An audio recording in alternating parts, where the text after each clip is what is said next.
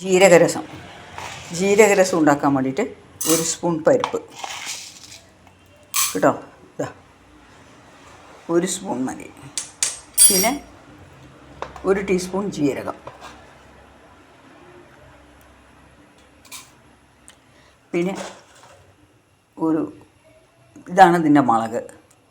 ഇതെല്ലാം കൂടി കുറച്ച് നേരം കുതിർത്തി വയ്ക്കുക, ഒരു 15 മിനിറ്റ് കേട്ടോ. ഞാനിതിനെ പരിപ്പും ഇതെല്ലാം കൂടി സോക്കി വെച്ചിട്ടുണ്ടായിരുന്നു. ഇത് അതിൽ ഒഴിക്കുകയാണ് കേട്ടോ. കണ്ടോ, ഇതിനെ ഒന്ന് അരച്ചിട്ട് വരാം. ജീരകം, പരിപ്പ്, കുരുമുളക്. ഞാൻ ഒരു ചെറിയ നെല്ലിക്ക വലുപ്പത്തിൽ പുളി വെള്ളത്തിലിട്ട് അതിനെയൊക്കെ കശക്കി എടുത്തിട്ട് വെച്ചു. അതിനെ ഞാനിതിലേക്ക് ചീനച്ചട്ടിയിലേക്ക് ഒഴിക്കുകയാണ് കേട്ടോ. കൂടെ തന്നെ ഒരു തക്കാളി അരച്ച് വെച്ചിട്ടുണ്ടായിരുന്നു. തക്കാളി പച്ചക്കന്നെ അതും ഇതിൽ ഒഴിക്കുകയാണ്. ഒരൊറ്റ തക്കാളി, മീഡിയം സൈസോ അവരവരുടെ പുളി അനുസരിച്ചെടുക്കാം. കുറച്ച് മഞ്ഞൾ,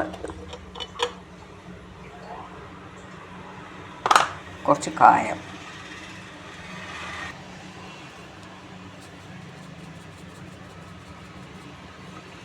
എന്നിട്ട് ഇതിനെ തിളപ്പിക്കാൻ വയ്ക്കും.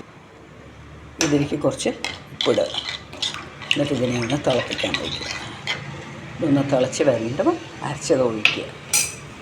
അപ്പോൾ ഇത് തിളച്ച് വന്നു.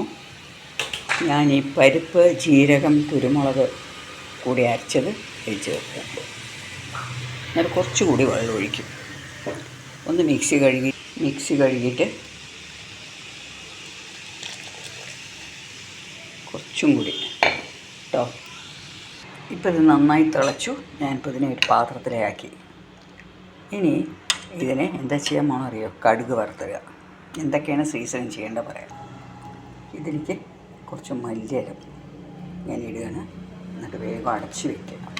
ഇനി നെയ്യിലാണ് വറുത്തിടാൻ പോകുന്നത്. കണ്ടോളൂ.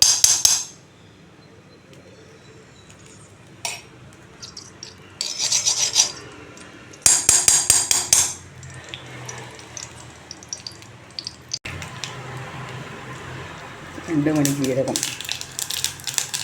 മുളക്, കറിവേപ്പില,